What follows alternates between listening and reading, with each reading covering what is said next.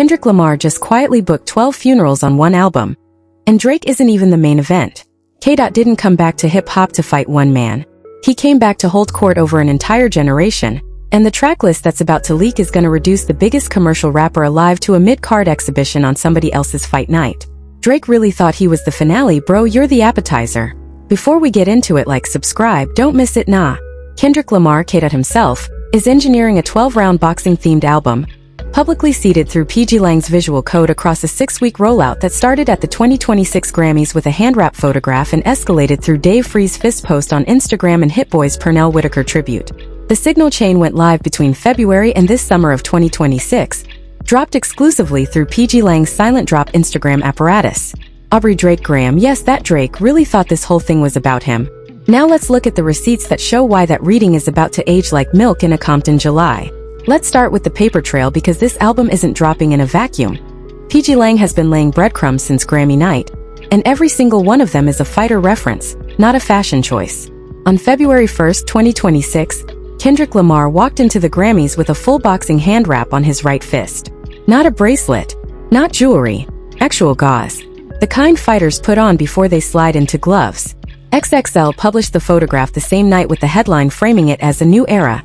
Direct quote from the caption: Kendrick Lamar wearing a boxing hand wrap at the 2026 Grammys may mean he has something up his sleeve. XXL Mag, when I saw this photo I was like, nah, this ain't a stylist decision. This is a fight camp announcement dressed up as red carpet fashion. Kendrick doesn't do accidents. Kendrick does calibrated statements. And the Grammys, right after he ran the entire ceremony, was the exact moment to plant the first coordinate.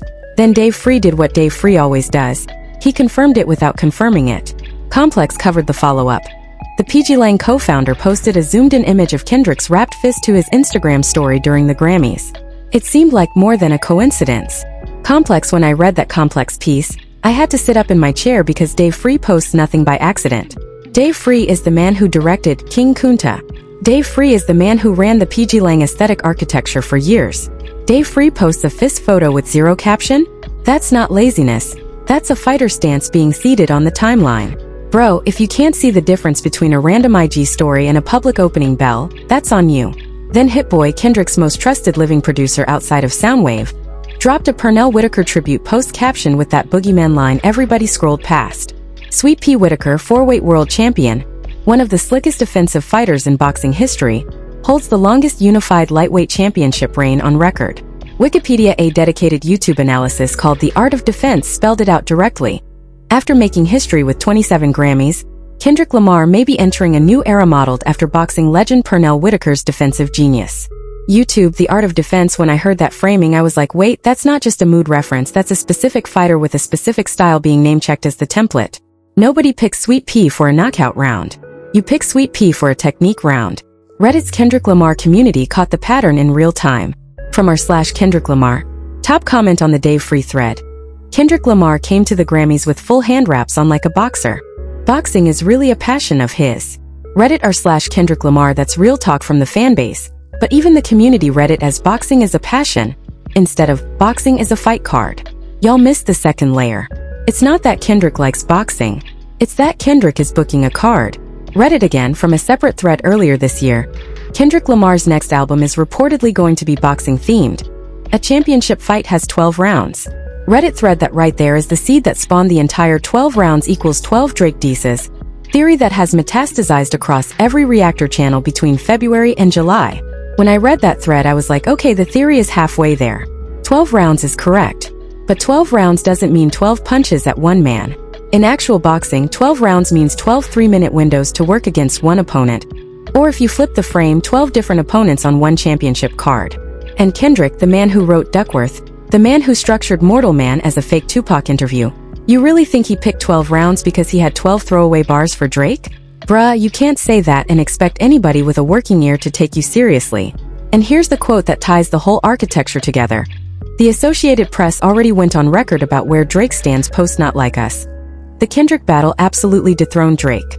Up until then, he was considered the leader of the pack, insofar as sales and hit records.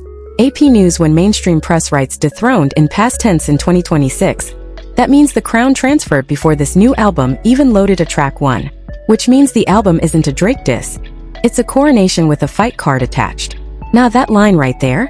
That's where Drake's whole rebuttal strategy loses the plot. You can't rebut a coronation. You can only crash it. Now that we got the quotes, let's connect the dots.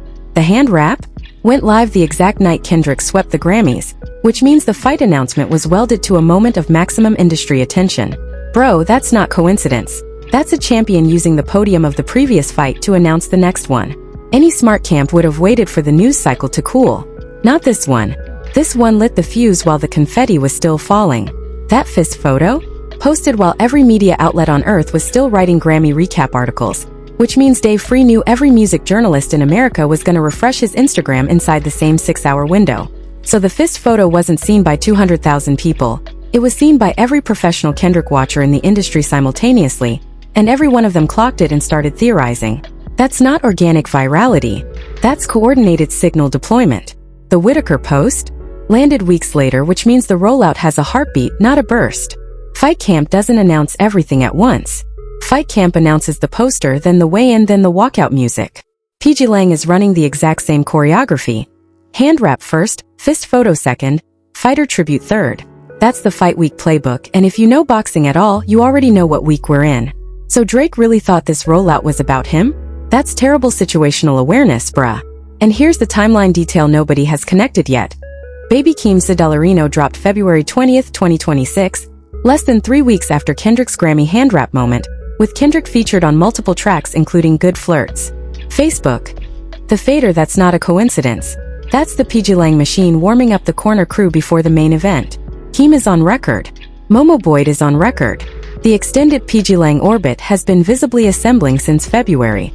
Any smart person would have noticed that the pgLang release calendar in 2026 is stacked like a fight card, not a solo run. Then there's the pgLang expansion. Hot New Hip Hop reported in the same window. pgLang signs Amani Amani. It looks like pgLang will be continuing their 2026 run throughout the summer.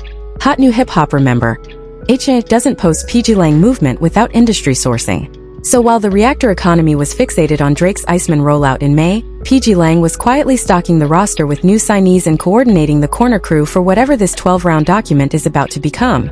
That's when you know Drake doesn't have real strategic advisors, because the man was out here dropping 3 albums, Iceman, Habibti, Maid of Honor, in the exact window Kendrick's team was engineering a single 12-round monument. Volume versus architecture, and the man picked volume. Predictable move from a predictable camp. And the Iceman context matters. Billboard already cataloged Drake's response album line by line.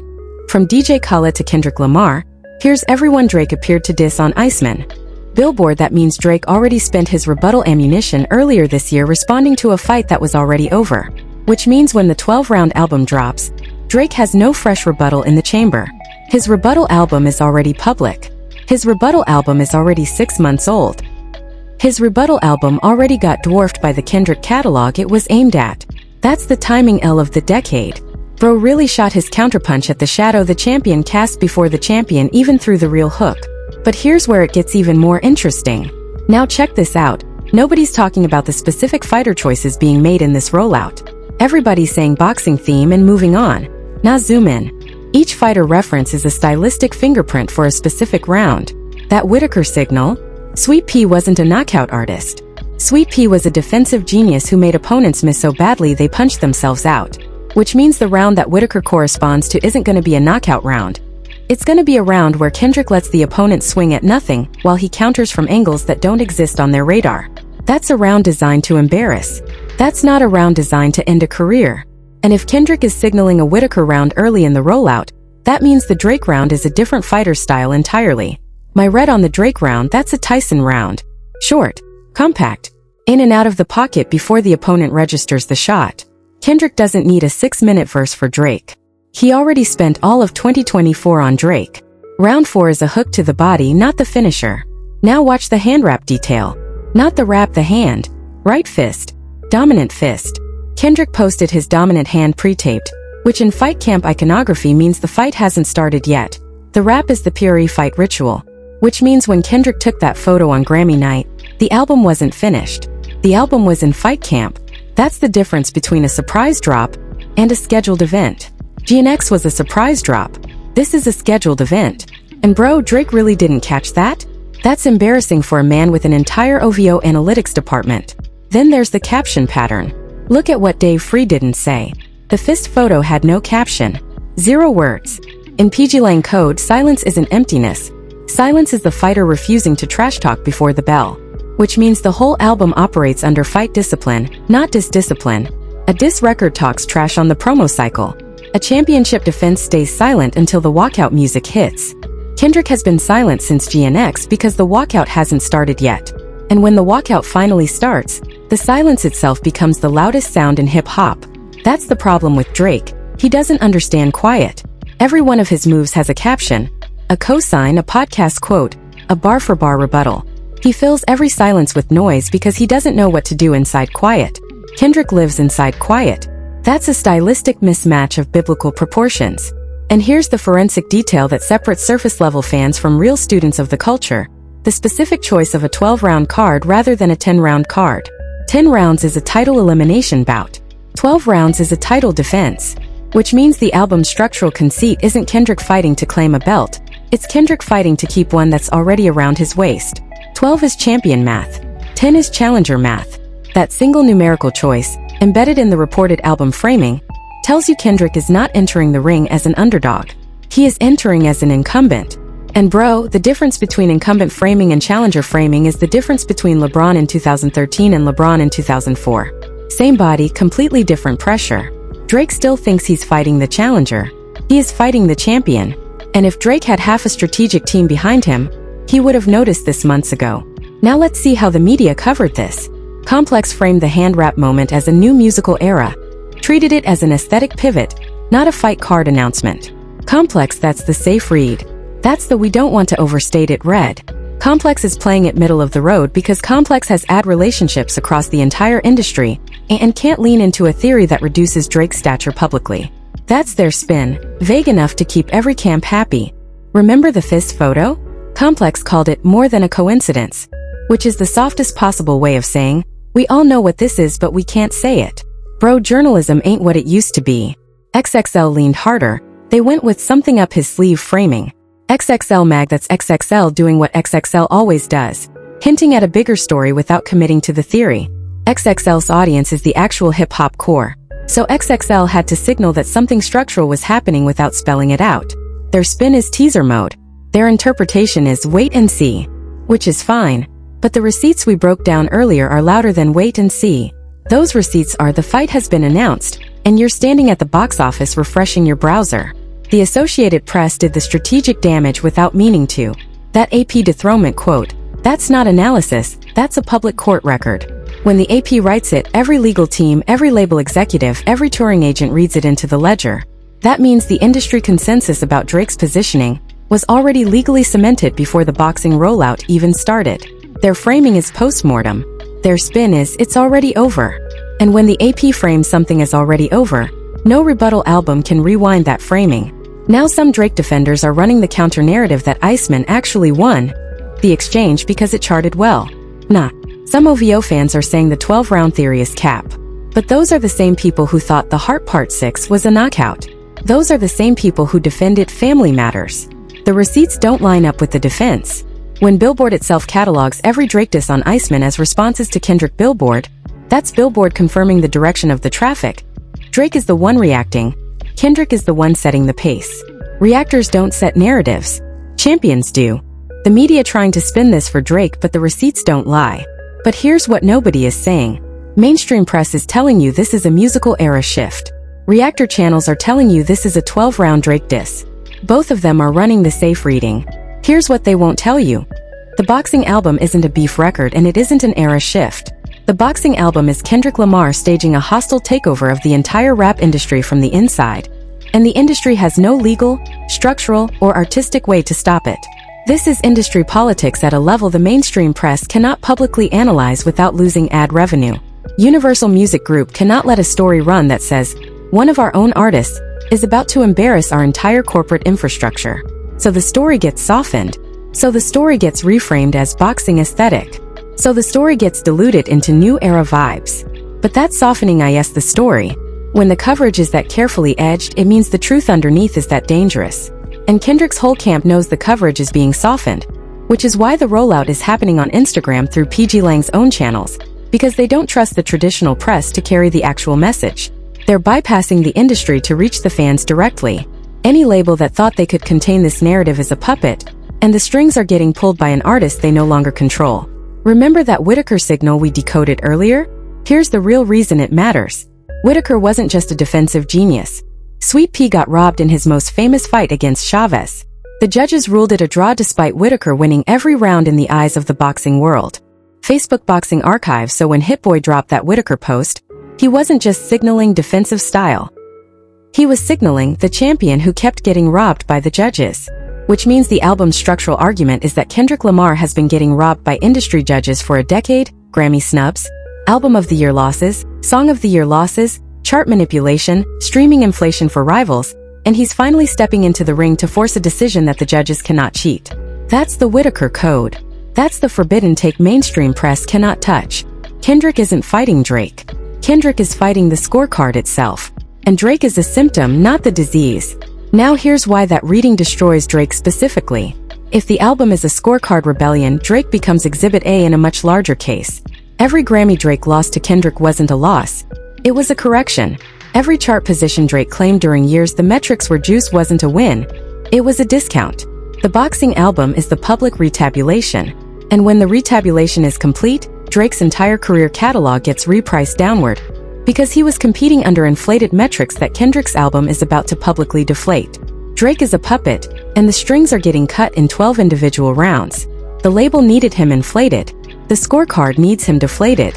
And when the scorecard talks, the label loses. Those pgLang timeline dots we connected earlier? They reveal a completely different pattern under this new angle. It's not a fight camp, it's a public tribunal. Every fighter reference in the rollout is a witness being called to the stand. Whitaker is testifying about defensive integrity. Ali is testifying about corporate resistance. Tyson is testifying about generational power transfer. Sugar Ray is testifying about technical mastery under commercial pressure. Every signal isn't a boxing tribute. It's a testimony. The album is the closing argument. And once the closing argument is delivered, the industry doesn't get to appeal. This is, opposition represents the OLD guard the culture is done with. And the OLD guard doesn't just mean Drake. It means the whole apparatus that manufactured his supremacy. Universal Republic, the streaming inflation apparatus, the chart-buying cottage industry, the Grammy voting block dynamics, all of it standing trial in 12 rounds. And the historical pattern here. Think about what happens when a champion of Kendrick's stature stops playing the industry's game and starts playing his own. Think about Ali in 1966 when he refused the draft. Think about Marvin Gaye in 1971 when he refused to make another Motown formula record and forced "What's Going On" through the label. Think about Prince in 1993 writing "Slave" on his cheek. These moments don't happen on schedule. They happen when the artist has accumulated enough leverage that the industry cannot punish them anymore. Kendrick Lamar just hit that leverage threshold at the 2026 Grammys, and the boxing album is the "What's Going On" of this era. It's the moment an artist forces the industry to publicly reckon with its own scorecard corruption, and every previous artist who tried this move ended up either sanctified or blacklisted. Kendrick knows both outcomes are still in play. He's dropping the album anyway. That's not confidence. That's a champion who has done the ledger math and decided the risk is acceptable. Drake's supporters are reaching trying to defend a man who never had to make this decision because he never had this leverage. And that's the truth they won't tell you. This isn't a rap album. This is an industry realignment ceremony wearing an album jacket. 12 rounds isn't a genre pivot. 12 rounds is a public tribunal with a soundtrack. So what happens next? Here's what's most likely to happen. The tracklist drops between now and Labor Day. Every reactor channel that ran the 12 rounds equals 12 Drake shots thumbnail is gonna have to publicly walk back the theory within 72 hours of the leak. The channels that saw the fight card first are gonna get rewarded with view spikes and subscriber jumps, while the lazy reactors are gonna get caught holding a dead theory in public. When the tracklist confirms that Drake is somewhere in the mid-card position rather than the finale, the OVO camp is gonna scramble to draft a response. But the response is gonna arrive undersized because it's rebutting one round inside a 12-round event. Drake's gonna look desperate screaming into a track that's already 4 positions past him. The response record, whenever it lands, is gonna feel like a boxer trying to re-challenge a champion who has already moved to the next weight class. Nobody's gonna care. The news cycle is gonna be about round 5 and round 12, not round 4. This scenario favors Kendrick because the geometry of the fight card cannot be redrawn by the loser. Drake can rap harder. Drake can drop bigger features. Drake can flood streaming with 3 more albums by Christmas. None of it moves him from round 4 to round 12, because the seeding chart was published by the champion, not the challenger. The silence from Kendrick after the drop is gonna hurt Drake more than any diss track could. That's the reduction weapon at full effect. Now, if Drake actually decides to escalate instead of retreat, if he takes the round 4 placement as an insult worth answering with a full-length rebuttal, the alternative path gets even worse for him. Because now Drake is directly acknowledging the seeding chart. Now Drake is publicly admitting he saw the mid-card slot and it hurt. That's a psychological confession dressed up as a comeback record. And Kendrick doesn't have to respond. Kendrick can let the silence do the work. If Kendrick does respond, Drake is gonna get destroyed at a level that makes the 2024 exchange look like a warm-up. Because now the Whitaker frame kicks in. Kendrick doesn't need knockouts. Kendrick just needs to make Drake miss and make Drake punch himself out in public. We saw what Kendrick did to Drake in 2024 with Not Like Us. An extended cut, a targeted follow-up, a single strategic verse. Drake doesn't stand a chance if this escalates. His camp knows it. That's why the smart move is retreat. But Drake has never chosen the smart move in his career. Drake has always chosen the loud move, which is why the alternative path is more likely than his camp wants to admit. Either way, Kendrick wins. If Drake retreats, the reduction stands. If Drake escalates, the reduction gets confirmed by his own escalation. There's no exit door from a mid-card slot except the one the champion opens. And the champion is not opening any doors. Looking at the bigger picture, this album is gonna reset the rap industry's power balance for the rest of the decade. When an artist successfully stages a public tribunal against the scorecard apparatus and survives it artistically and commercially, the entire label system has to renegotiate its relationship with its top-tier talent. Drake, J. Cole, Future, every A-list rapper who has been operating inside the label inflation game, every one of them is watching this rollout and calculating their own leverage. 5 years from now, people will look back at the summer of 2026 as the moment opposition Drake's cultural dominance officially ended and became a nostalgia asset instead of a competitive asset. He'll still sell records. He'll still tour.